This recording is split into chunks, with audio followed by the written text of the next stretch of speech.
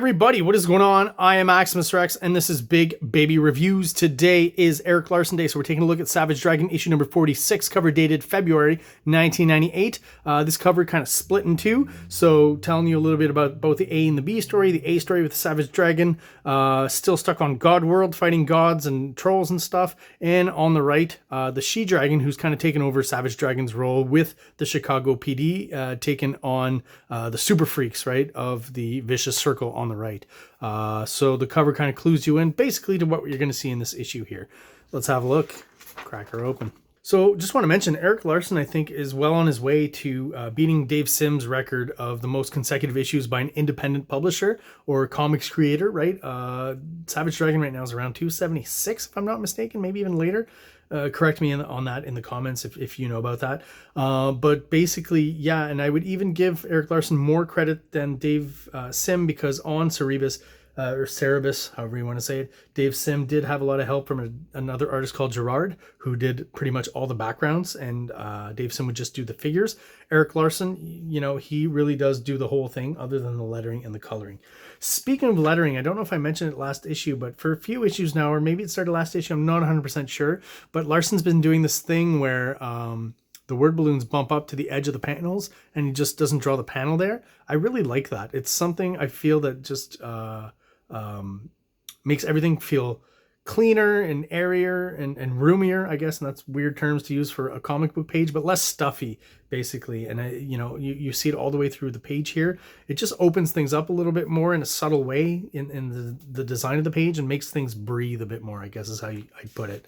So if you remember last issue, Thor claims Jennifer as his prize, apparently, but Dragon's still here to challenge him on that, and Thor kind of, in a great splash page here, tells him, don't underestimate me. Do you really want to take on Thor, right? When, with my hammer, I can basically break, not literally the earth in half, but kind of create a crevasse, right? So there you go. Back on Earth, B story, as I said on the cover, we finally get to see the She-Dragon kicking ass. There's something about some of the pages in this book. I don't know if it's a printing thing or whatever, but compared to here, I mean, Larson's inking is always a little bit rough-hewn and kind of scratchy, which I like. But on these pages here, either he changed tools or there's something in the printing process that kind of messed up these pages a little bit, where it's just slightly rougher still. I don't know, again, what's going on, change of tools, or if that's a printing thing, but it's kind of odd. Happens on these She-Dragon pages, right? Maybe, it's just this sequence, I'm not quite sure. But yeah, so basically showing you that She-Dragon has finally developed some skills here. Eric Larson, always adept at the action sequences, gives us some cool stuff here. I think this is the first time I realized this character is actually a woman, right? Just realized there's breasts there. And there you go. So She-Dragon's pretty stoked to have finally, succeeded at something here. Kisses her partner here, which is kind of unexpected, right? Look at his, and she's got green lipstick. I kind of like that shot there. I don't know if he's pleased or not about being kissed by this particular lady. And so she goes to see Chris, who's Alex's boyfriend, and thanks him for, showing her the moves and stuff. So he explains to Alex that, yeah, so, some of the training that I got, I passed on to She-Dragon to help her out a little bit. And, Star kind of has a change of heart, or Chris has a change of heart as it relates to him having been Star, and mentions it to Alex. We'll find out soon enough how Alex reacts to that. Really like this shot of the dragon upside down here, having fallen through the crevasse, or we think so anyways, right? Thor does anyways. He's actually on the side here in the foreshortening, this angle and stuff, just great. And he kind of does a jujitsu move and catches Thor by the neck and the head and throws him into the pit. I think this whole sequence is really fun, and just a really good drawing of the musculature and the anatomy at this upwards angle, right? Even though the dragon's upside down. And here, just a hint, right? You see the hands of all these kind of trolls and gods and stuff grabbing Debbie, who's passed away, has been crushed. Who knows, we probably expect some dastardly stuff that's going to happen to her. As we see later, that's not exactly the case, thankfully. All right, so, the battle continues now that Thor's been thrown down the pit. His minions and his helpers here, bunch of kind of Kirby monsters and trolls. Really cool, like all their designs. And you really got a Kirby composition, I think, with this whole panel here and the different characters. I talked about my Kirby review this week earlier on about, characters always being in different positions and doing different things. Larson definitely follows that rule most of the time as well. And just some great dynamic pages chock full of characters, right? I mean, even back here, this, whatever this character is, the shorthand to draw that, this flying character here is just insane, but it really works. Just so simple. I mean, I couldn't really, it almost looks like an old-timey Transformers or something.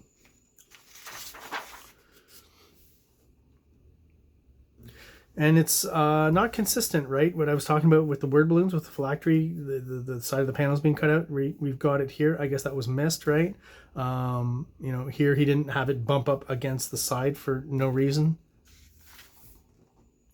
And Alex's reaction, again, kind of fits the rough-hewn printing and inking of these pages. It's like all the She Dragon sequences maybe were inked with a different tool or something. Like maybe he was using a more precise tool with the Savage Dragon stuff and something rougher with the She Dragon stuff. I'm not quite sure. Just the inking just feels a lot rougher. And you know, as we move ahead, I'm not quite sure it's necessarily the printing. And now, boom, we're introduced to the God of all gods, which I kind of like his design. He's got kind of a Conan thing going with an Odin thing going with the beard. But all these extra little heads kind of popping out the top of his head, I think is interesting, right? It's almost like, you know, a Mount Rushmore on his head or something. Interesting design, for sure. And so basically this is the God of all gods. Is that how he describes himself? I am the all god, right? So stronger than all the other gods. The god to the gods. And he explains that Debbie now is no longer one of you, right? And that she's been given a role here on God World. And Savage Dragon not too happy about that. As he says here, I didn't rescue Debbie from one awful planet just to have her get stuck on another one. She's a human being. You can't just take her. That certainly qualifies as interfering with. And Dragon gets cut off. We see All God using his power. Again, that use of, you know, the panel border going away. Very clever. Yesterday's review of Quasar, I said I really didn't like how the colorist used the white of the page in his coloring scheme on the pages. I think here this is just such a great idea on how to use white in that context. Take out the panel borders where the energy emanation comes from his eyes, right? So that just gives you a sense that it's bursting out of the panel. And, you know, you can't get much more light than white, right? So the goal is to show that his it's like a light emanation coming out of the character's eyes. This just works really beautifully, and it's a simple and effective trick to do that kind of thing. Really like the dragon's expression here too, really angry. I like his look here too. They've been gone for a while, so the beard's grown and stuff. Nice little detail. This was an interesting sequence because, you know, there's a slight hint to last issue or past issues ago, but I think this is the first real hint where Frank Darling meets this gentleman here, and it's hinted at that the dragon, or at least this character believes that the dragon is an alien and from outer space. So Frank initially is kind of skeptical, I guess, and he leaves and he says, if you come up with a more solid lead, call me, right? So he kind of walks off from this guy's what he assumes are kind of crazy assumptions. But as we know, those of us who've read more Savage Dragon, read about the Savage Dragon, know that later on, I'm not quite sure exactly where it happens, but it will be revealed that the Savage Dragon is actually an alien, and a pretty evil one at that, right? And that's kind of the reason behind his lack of memories and stuff. Anyways, we'll talk about it more in the future. I don't want to spoil too much if you haven't gotten there. This feels like a little bit of filler. I always appreciate the fact that Larson in almost every issue includes a pinup by a different artist in the Savage Dragon. Always fun to see them. But this is by Victor Bridges and Chad Hunt, whoever that is, as the inker. And Victor Bridges, you know, he was drawing Freak Force. You know, style's all right, kind of a John Byrne ripoff, I feel like. And, you know, very solid artist, I guess I would say, but just not very exciting. Never really did it for me. And this, I don't know if this was meant for Freak Force or if at this point Freak Force has been canceled, is not running anymore, probably by 1998. I would assume so. I don't know for sure. And this image, pretty familiar, right? It's been redone a couple times now, and this maybe is the third time.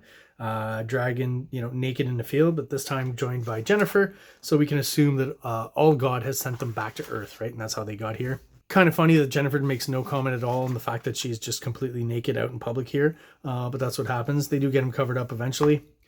So they're greeted back home, right? This is a funny little sequence I'll talk about. So Jennifer sees her daughter again, and Barbaric is like, oh no, I did the toy deal. Dragon's going to be pissed off at me, right? As we found out in past issues, Dragon didn't want to do the toy deal. So it makes sense that he would be a little bit annoyed with Barbaric for going for it. But all of this up here, I'm going to read just because it's a commentary on something that happened, I guess, in around this time, 1998.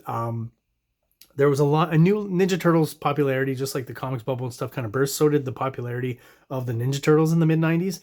So they tried different things to bring them back and repopularize them. And there was a period where there was a toy line put out, and I don't know if it even actually was put out. There were prototypes and stuff. I'm not 100% sure on how that works.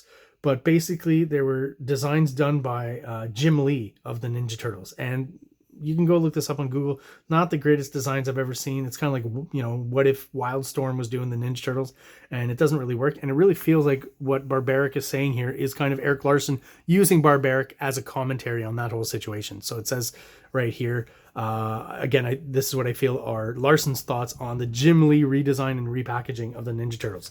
Look at this packaging. Not only did those idiots at the toy company miss the Christmas season, not only did they outnumber my toy 3-1 with Super Leapin' Lizards, which is the analog in place of the Ninja Turtles, right? But Stan Levy's designs, Stan Levy being Jim Lee, don't make them even look like the lizards, and they're using the lizards' initials on the packaging.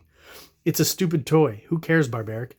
A guy who likes the lizards wouldn't even know it was them. That's true. If you look at those Ninja Turtles toys, I don't even think you would right away jump to the conclusion that they are Ninja Turtles. They're that different.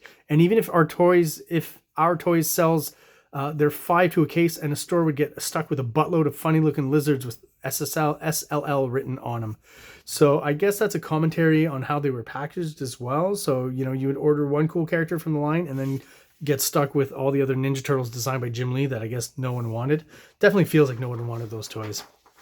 So I forget what this character's name is here. So we're getting a bit of a C story where this guy here, who is now the boss of the police department, right? Captain Mendoza has been kind of trying to manipulate things to move the police department away from stopping and arresting the Vicious Circle members, as this guy is now their leader, right? So just bringing you back to that and reminding you and giving you a little bit more intrigue from the fact that they are being filmed from far away by who knows who. Again, Larson throwing in some little seeds there that are hopefully going to grow into plot lines later on. And most of them do. Rarely does he just leave a plot line dangling that doesn't get resolved at some point or somehow. Vanguard, very happy to see Dragon back, right? That's basically what's going on here. Friends reuniting. And Dragon kind of reassessing what's going on with SOS, the superhero team that's meant to replace Youngblood in the Image universe. They've lost some members, so they've gained some new ones here. As Rock mentions to him, they've slacked on the dress code a bit, so maybe not so much the patriotic costumes and stuff. I guess we'll have to see next issue if that's what they're talking about here exactly. But again, these characters not wearing any kind of stars and stripes, so that's what leads me to think that. And the issue ends with Star actually showing up, who Dragon was trying to recruit, but who I guess because Alex just rejected him because of his vigilantism, is now willing to join SOS as a member. And that's where Larson leaves us off for this issue of the Savage Dragon, issue number 46. Just want to say, never would have been interested in a comic book starring Jackie Chan, but at some point I would like to get it just because the artwork by Michael Golden just looks absolutely amazing. Just some good stuff, even just from this ad. I like this kind of ad where they do that, where they'll have like a color element and some black and white art behind it. So there's a good contrast and you can kind of see both. It's always nice to see some finished artwork in black and white and see where, you know, what the lines are doing and the kind of inking that's going on. So yeah, I think this is a pretty cool looking ad. And I'll have to search this book out at some point. All right, that ends our review, guys. If you are still watching and you are subscribed, I really do appreciate it. Thank you so much for sticking around. If you're watching but you're not subscribed, please do so below. It really is easy and simple for you. It takes no time at all, and it really helps the channel grow and helps get us out there to other people who are into comic books like we are and who hopefully will appreciate the comic book reviews that I produce here. So everyone out there, thanks once more for watching and have an awesome day. King Comics presents Big Baby, Volume 1, Issues 1 to 13, 204 pages of story and art. King Comics also presents Star Crasher one-shot, 32 pages, cosmic sci-fi surrealist adventure. You can find these fine comics at KingComics.CA, at MaximusRex13 on Instagram, or on Facebook, MaxRex or Big Baby. Like! Subscribe! Like! Subscribe!